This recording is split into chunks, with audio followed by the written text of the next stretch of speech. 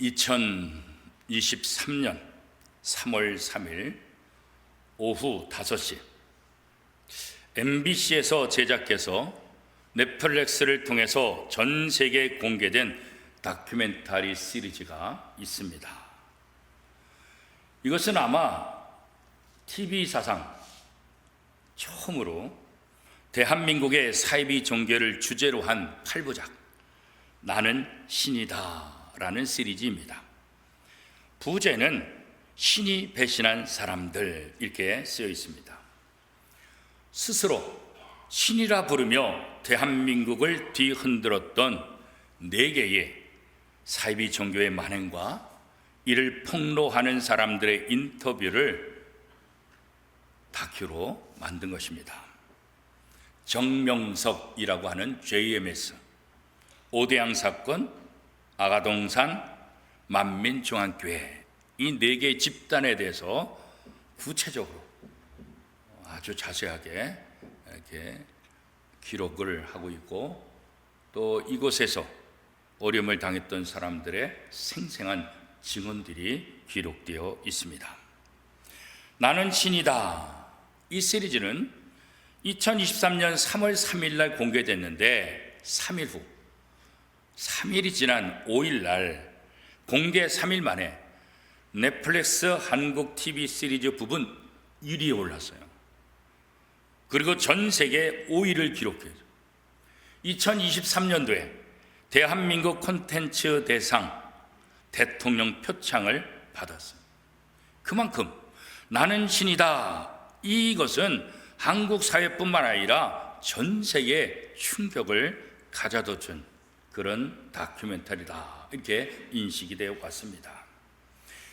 지난 7월 16일 넷플릭스는 나는 신이다의 2번째 이야기 나는 생존자다를 이번 8월 15일 광복절을 통해서 공개하겠다 이렇게 발표를 했습니다. 이 다큐멘터리를 제작한 담당 PD는 이렇게 말합니다.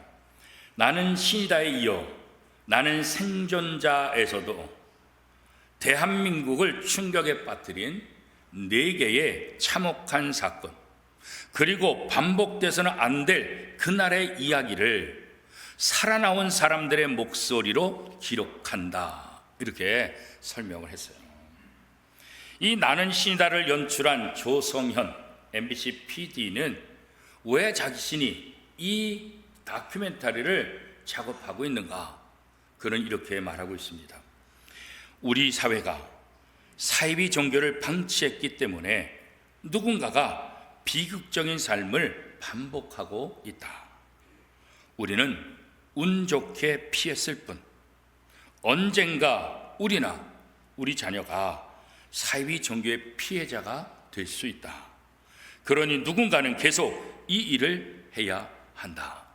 그래서 자신은 나는 신이다를 제작했고 이어서 나는 생존자다 계속해서 이 일을 한다. 누군가는 이 일을 해야 나도 내 자녀들도 내 가족들도 내 이웃들도 이단의 처참한 그런 상황 속에 빠지지 않도록 도울 수 있기 때문이다 이렇게 말해요. 이만큼 한국 사회는 지금 이단들의 문제점들로 굉장한 심각한 몸살을 앓고 있죠.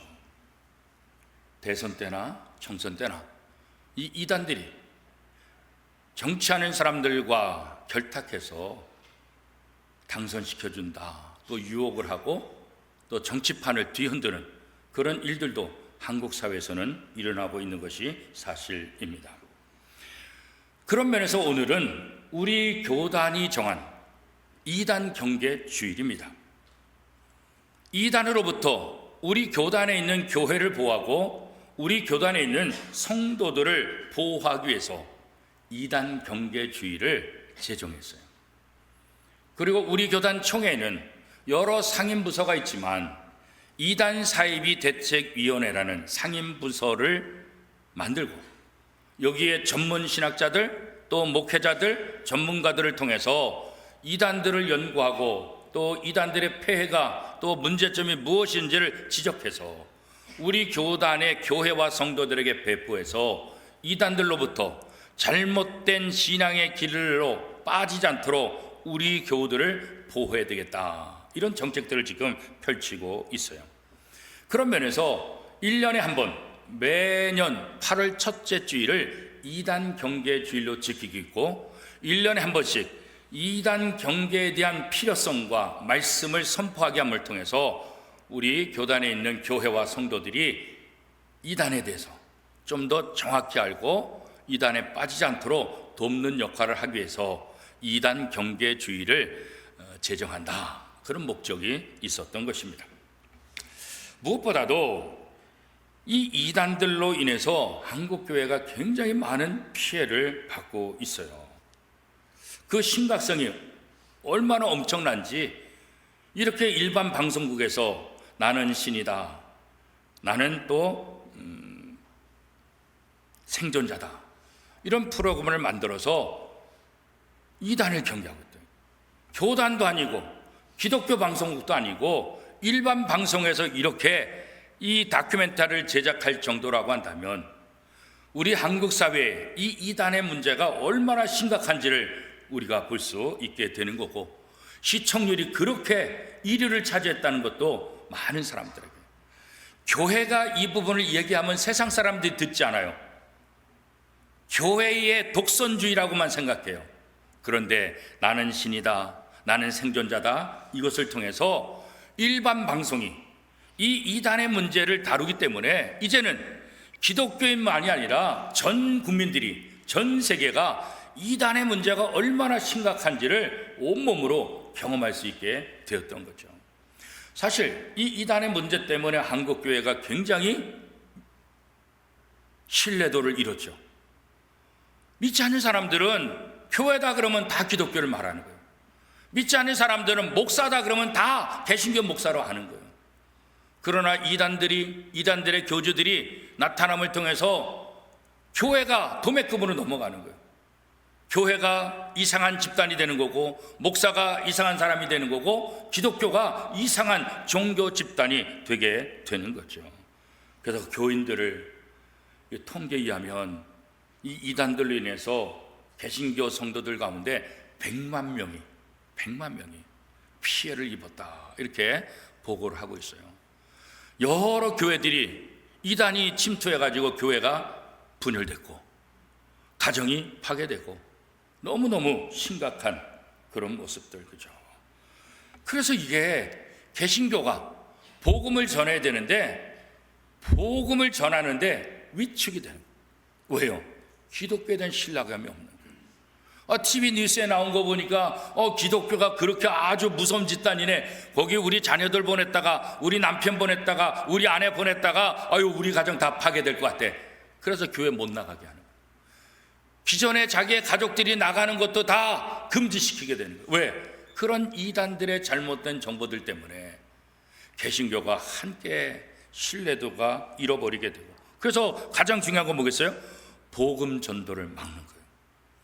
우리 입장에서는 한 영혼이라도 구원하고 한 영혼이라도 구원받기 위해서 교회와 성도들이 애를 쓰고 전도를 하는데 그 모든 것이 다 수포로 돌아가게 만드는 거죠. 오늘 본문은 특별히 갈라디아서는 사도 바울이 자기가 몸이 아파서 요양하는 그런 가운데 복음을 전해서 세운 교회, 그게 바로 갈라디아 교회예요. 그런데 갈라디아 교회가 사도 바울이 떠난 이후에 사도 바울이 소식을 듣게 됐는데 이단들이 침투해서 다른 복음을 전해서 사도 바울을 통해서 온전한 복음을 가지고 구원의 확신을 가지고 아름다운 삶을, 기쁨의 삶을 펼치던 교인들이 이제 다시 한 명, 두 명씩 율법주의로 빠지게 되고 이단으로 빠지게 되고 교회가 흔들린다는 그런 소식을 듣게 돼요. 사도 바울의 입장에서 너무나 마음이 아프죠.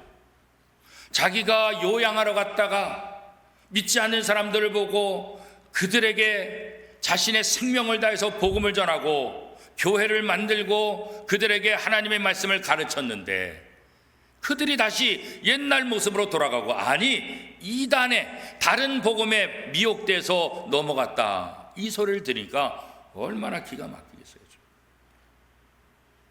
제가 와서 우리 교회는 그런 일이 없지만 내가 담임하는 교회 성도들이 이단으로 빠져나갔다, 이것보다 목사에게 충격적인 건 없다는 거죠.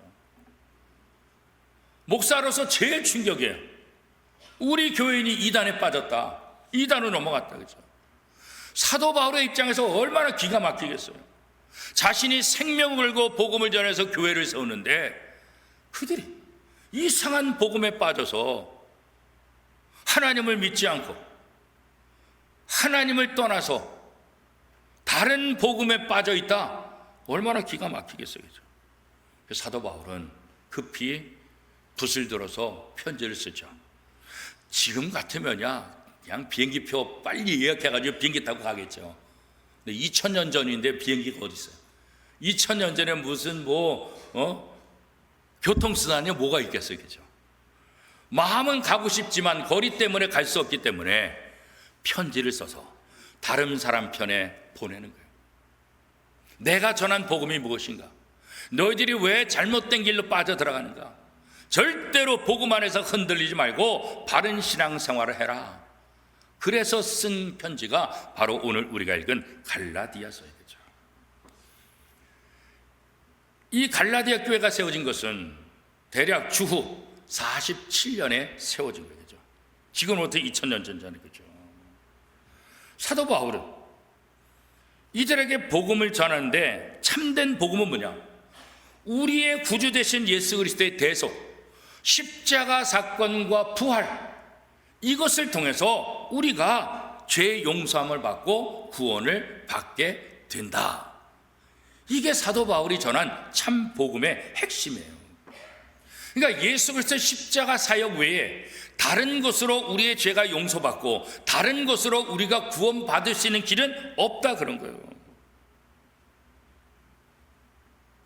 하나님은 구원받을 자격이 없는 자들, 그들을 사랑하셔서 그들을 용서하시고 그들에게 구원의 길에 들어갈 수 있도록 우리가 받을 저주, 우리가 받을 재앙, 우리가 받을 징계, 하나님의 아들 예수님을 보내서 다 받게 하셨잖아요.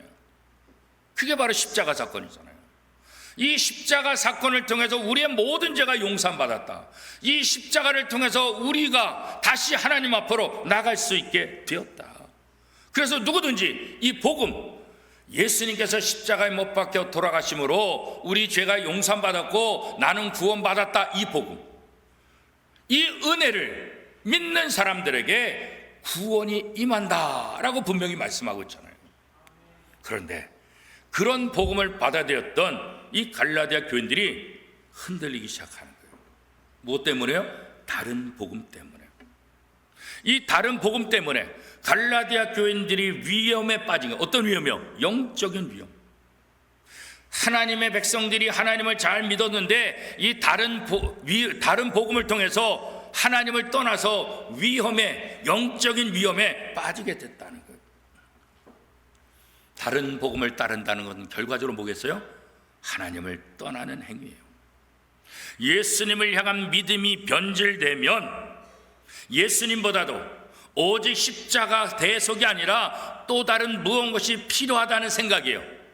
예수만으로 만족하지 못하다, 예수님만으로 불충분하다, 예수님의 십자가 사역을 부인하는 그런 결과를 가져오게 되는 거예요. 여기 컵이 있어요. 물이 있습니다. 그래서 제가 목마르면 종종 이렇게 마십니다.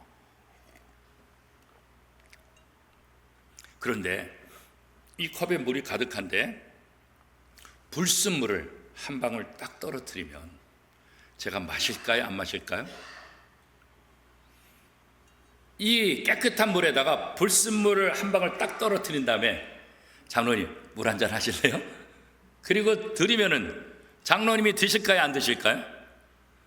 워낙 점잖으신 분이라 안 먹어요 이렇게 말하지 않고 목마르지 않습니다 아마 이렇게 얘기하실 것 같아. 부정적으로 거부하는 게 아니라 저는 목마르지 않습니다.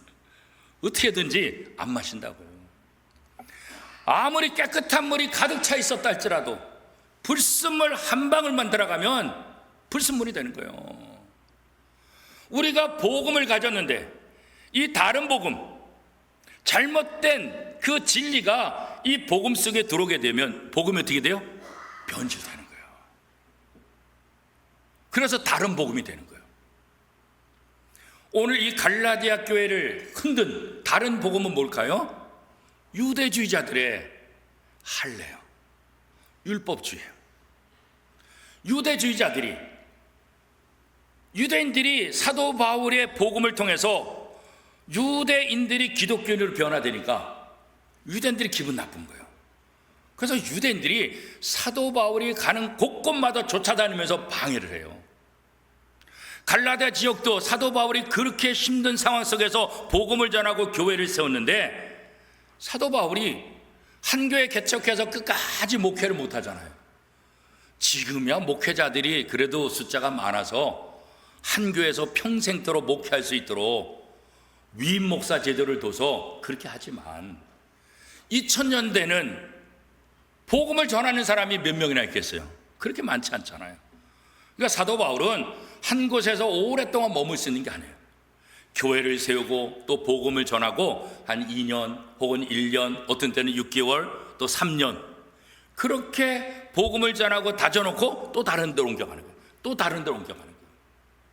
갈라디아 교회도 그렇게 자기가 요양하러 갔다가 복음을 전하고 교회를 세워서 든든하게 세웠는데 결국 사도 바울은 다른 사명, 또 다른 이방인들에게 복음을 전하기 위해서 떠날 수밖에 없잖아요.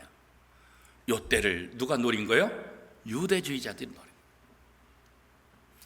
우리 몸의 바이러스가 우리 몸의 연약한 부분을 기가 막히게 알고 그 연약한 부분에 바이러스가 침투하는 것처럼 유대인들은 언제나 지켜보는 거예요. 저 사도 바울이 언제 떠나지?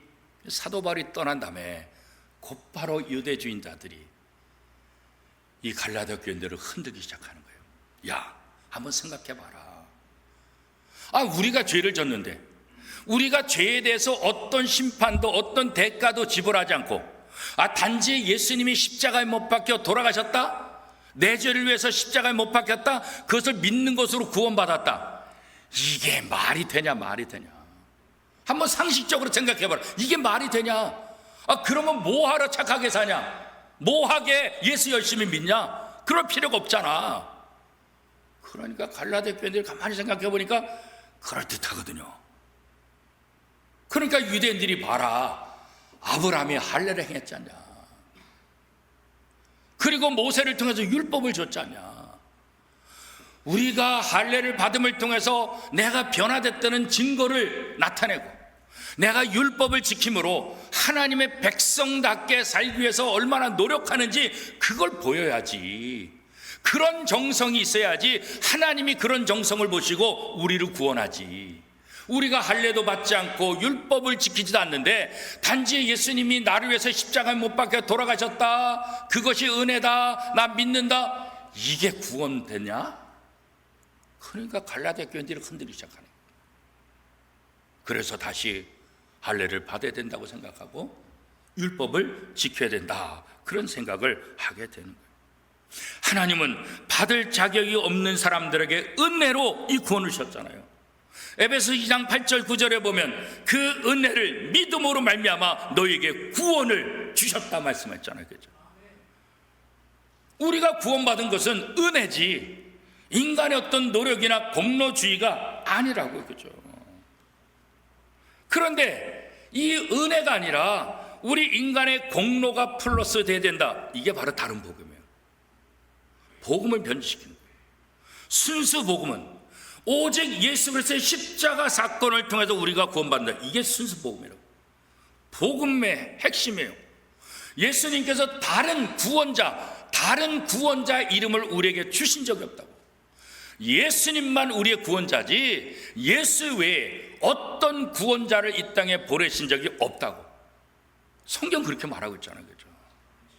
그런데 예수님 외에 또 다른 것이 필요하다. 그러면 예수 그리스도의 십자가 사역을 부정하는 거예요. 이것 가지고 우리가 구원받지 못한다, 그런 생각을 갖게 되는 거죠. 그죠? 그런데 사실 이런 주장들이 갈라디아 교인들은 혼란에 빠지게 돼요. 인간적으로 생각하니까 그 말이 맞는 것 같이 보이는 거예요. 그죠?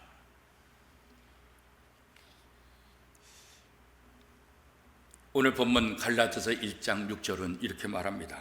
같이 읽겠습니다. 그리스도의 은혜로 너희를 부르신 이를 이같이 속기 떠나 다른 복음을 따르는 것을 내가 이상하게 여기노라. 그죠? 아니, 예수 그리스도의 복음을 전했고 그 복음을 통해서 은혜로 우리가 구원받는다고 분명히 믿고 온전히 섰는데, 아니 이제 와서 왜 이 복음을 버리고 다른 복음을 따르는지. 사도 바울의 입장에서는 정말 이상하다는 거예요. 정말 이상하다는 거예요. 왜 이렇게 이상한 다른 복음에 사람들이 빠져가게 될까? 아까 얘기한 대로 이 거짓 교사들 때문에 그런 거예요. 일반적으로 사람들이 이단에 빠질 때 모르는 사람 때문에 이단에 빠진 사람은 거의 없는 것 같아요. 잘하는 사람, 성품이 좋은 사람, 내게 친절히 했던 사람, 내가 신뢰하는 사람, 그런 사람들 때문에 이단에 빠진다. 이 악한 자들이 와서 이단에 가자 그러면 누가 가겠어요? 저런 사람 만나면 내 인생 망가지겠다. 절대로 악한 자들 따라간 사람 없다고요. 내가 신뢰하는 사람, 내가 좋아하는 사람, 나한테 도움을 주었던 사람. 이단은 그런 방법을 통해서 가까운 사람들을 그렇게 이단으로 끌어들이는 거예요. 갈라디아서 1장 7절 8절 같이 읽겠습니다. 다른 복음은 없나니 다만 어떤 사람들이 너희를 교란하여 그리스도의 복음을 변하게 하려 함이라. 그러나 우리나 혹은 하늘로부터 천사라도 우리가 너에게 전한 복음 외에 다른 복음을 전하면 저주를 받을지어다. 다른 복음은 예수 그리스도의 복음을 믿는 것과 더불어 아까 얘기한 대로 모세가 행한 아브라함이 행한 이 할례가 필요하고 모세를 통해 주신 이 율법이 우리에게 필요하다. 이것이 있어야만 우리가 온전한 구원을 받을 수 있는 것이다. 요게 다른 복음, 또 이것이 복음을 변질시키는 거예요. 그러니까 하나님의 은혜만 갖고는 안 되고 인간의 어떤 공로가 들어가야 된다. 우리 어떤 선한 행위가 들어가야 된다. 그렇죠? 캐톨릭하고 개신교의 가장 커다란 차이점 중 구원에 있어서 가장 커다란 차이가 바로 거기 있는 거예요. 개신교는 오직 예수예요. 오직 십자가 대속으로만 우리가 구원받아요. 근데 캐톨릭은 우리하고 좀 달라요. 구원관이 달라요. 그래서 보수교단에서는 캐톨릭을 이단이라고 하는 거예요. 캐톨릭의 중심은 뭐냐면 예수 그리스도의 복음, 여기에다가 플러스 알파. 그 알파가 뭐예요? 선행. 그래서 캐톨릭은 우리가 잘 아는 대로 면죄부 사건이죠.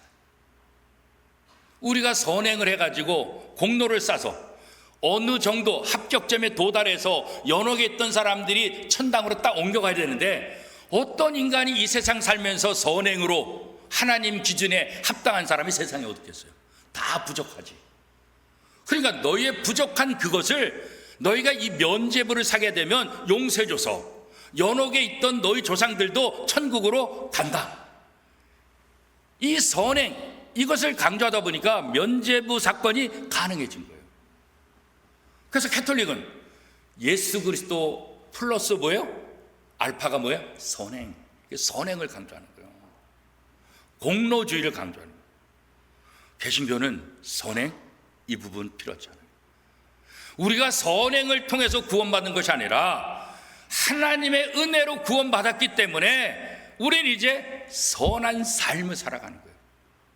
구원의 조건이 아니라, 구원의 근거가 아니라 구원받은 사람 이후에 구원받은 사람답게 사는데, 그것이 뭐예요? 선한 모습으로 나타나는 선한 열매로. 그런 모습을 통해서 믿지 않는 사람들이 하나님 아버지께 영광을 돌리게 하는 거예요. 이게 개신교의 핵심이라고 그러죠. 그런데 이렇게 2000년 전에도 예수 그리스도의 십자가 외에 인간의 공로를 강조하는 거짓 교사들, 다른 복음으로 순수 복음을 변질시키는 자들 때문에 교회가 혼란 속에 빠지게 되는 거죠. 이건 지금도 마찬가지죠. 이렇게 다른 복음을 전하고 복음을 변질시키는 사람들은 오늘 성경에 뭐라고 말했어요? 다 하나님으로부터 저주를 받을 것이다. 그가 하나님으로부터 보냄을 받은 천사랄지라도 다른 복음을 전하면 저주받는다고 말하고 있어요. 오늘도 우리 주변에 거짓 교사들, 이단들, 사이비들이 얼마나 많은지, 나는 신이다 라는 다큐멘터리를 통해서 우리 주변의 곳곳에서 가까이서 이단들이 우리를 도사리고 있는 것 우리가 현실로서 지금 받아들이고 있잖아요. 그죠? 순간순간마다 거짓 지도자들, 거짓 교사들, 거짓 사람들을 통해서 우리를 미혹하고 유혹하고 있는 거예요. 그죠?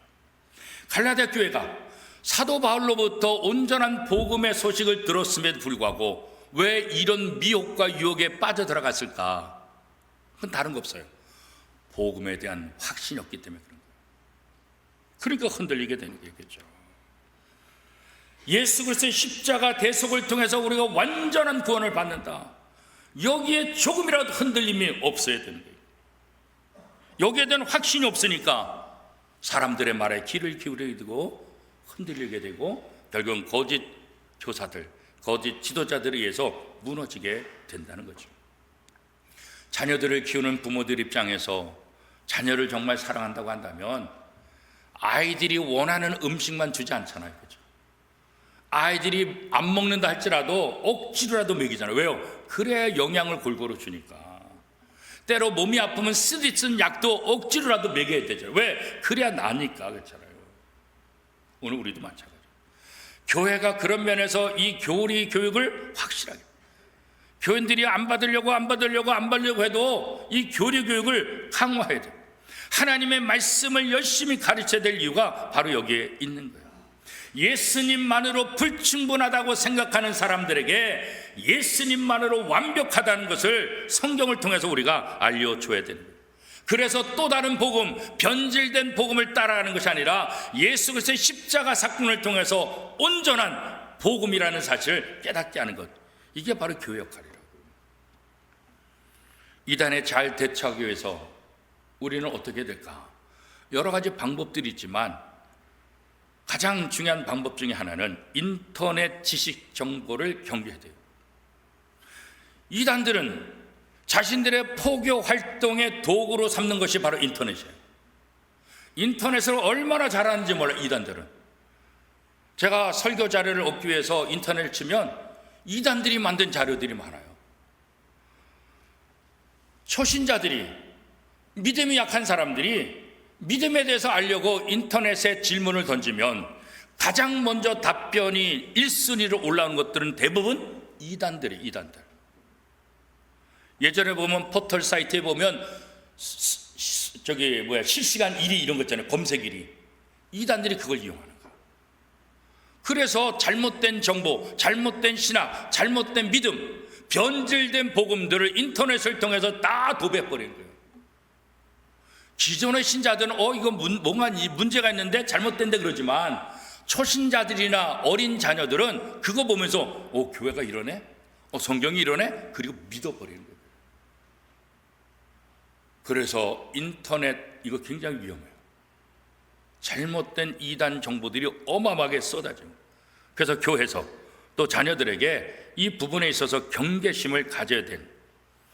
인터넷을 통해서 오는 정보들이 다 옳은 건 아니잖아요. 그렇죠? 이 잘못된 정보들이 굉장히 많잖아요. 유튜브에 잘못된 정보들이 엄청나게 많이 있잖아요. 이단들이 이런 걸 사용하는 거예요. 그래서 우리가 인터넷 지식 정보, 이거 굉장히 경계해야 될 그런 부분도 우리가 다시 한번 생각해야 됩니다. 두 번째는 뭐냐면 교회 밖 성경 공부, 이게 굉장히 위험한 거예요. 물론 교회가 성경 공부를 안 하고 또 다른 곳에서 우리 교회가 하지 않는 좋은 성경 공부를 하는 것이 많이 있어요. 지금은 좋은 단체, 좋은 강사들을 통해서 다양한 성경 공부들이 이루어지고 있어요. 그러나 과거에는 그렇지 않은 점도 있거든요. 교회 바깥에서 다양한 성경 공부가 이루어지다 보니까 이단들도 그 다양한 성경 공부를 통해서 교인들을 흡수하게 되고 교인들을 미혹에 빠지게 하는 거예요. 그러니까 여러분들이 교회 바깥에 성경 공부를 하고자 하면 반드시 담임 목사나 우리 여러 목사님들 아니면 장로님들한테 한번 확인을 해야 돼요. 친구가 누가 좋은 성경 공부가 있다고 해서 참석하고 싶은데 이게 어떤 것인지 한번 알아봐 주세요. 그래서 교인들도 종종 저에게 물어봐요. 목사님, 이런 성경 공부가 있는데요, 이런 단체가 있는데요, 한번 알아봐 주세요. 그래서 제가 아는 것은 바로 얘기해 주고, 저도 헷갈리는 부분들이 많아요. 하도 신생들이 많으니까 이 부분은 제가 다시 한번 확인할게요.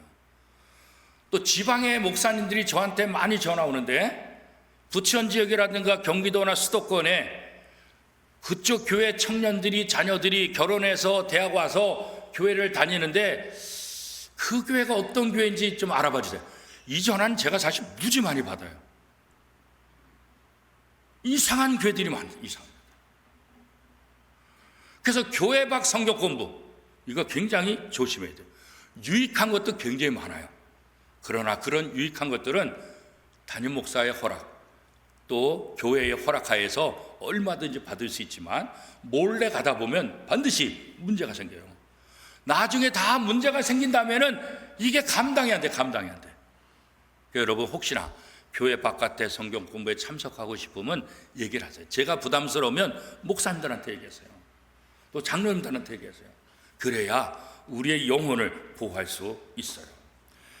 세 번째로 우리가 이 경계하는 데 있어서 중요한 것은 뭐냐면, 교회가 이 교리 교육을 강화시키는 거예요. 우리도 확신반, 성장반, 제자반 이런 과정들이 있잖아요. 그래서 교회가 이 교리 교육도 해요. 성경 공부만이 아니라 교리 교육. 성경에 대한 지식이 많은 것도 중요하지만 이 장로교 교리, 기독교 교리에 대해서 확신을 갖는 것, 신론에 대해서, 그렇잖아요. 교회론에 대해서, 구원론에 대해서 정확한 지식을 갖고 있는 거, 이거 굉장히 중요해요. 근데 사실 교인들이 이 교리 공부를 잘 안 하려고요. 딱딱하다고. 그냥 뭘 그것까지 생각해야 되냐고. 그런데 이게 굉장히 중요해요. 그죠? 그래서 우리가 이단 경계주의를 해서 이렇게 1년에 한 번씩이라도 이단 경계에 대한 설교를 하는 것도 굉장히 중요한 거예요. 그냥 막연하게 좋은 게 좋은 거라고 생각했다가 나는 신이다라는 다큐멘터리를 통해서 이단의 폐해가 얼마나 심각한지 경각심을 갖게 되잖아요. 그렇죠? 그래서 오늘 이 이단 경계주의는 우리 교회를 보호하고 성도를 보호하는 데 중요하다. 요한 2서 1장 10절은 이렇게 말합니다. 누구든지 이 교훈을 가지지 않고 너희에게 나아가거든 그를 집에 들이지도 말고 인사도 하지 말라. 성경은 이단에 대해서 이렇게 아주 심하게 얘기하고 있어요. 이단들을 만나지도 말라고. 이단들을 만나서 내가 그들을 변화시키고 예수 믿게 하겠다, 거의 불가능해요. 2000년 전에도 이단이 있었고 2000년 전에도 이미 이단들과는 아예 교류하지 말아라. 이단들과는 교류하지 말아라. 만나지도 말고 집에 들이지도 말아라. 그렇게 경고하고 있다고. 왜요? 얼마나 강하면, 얼마나 교미하면.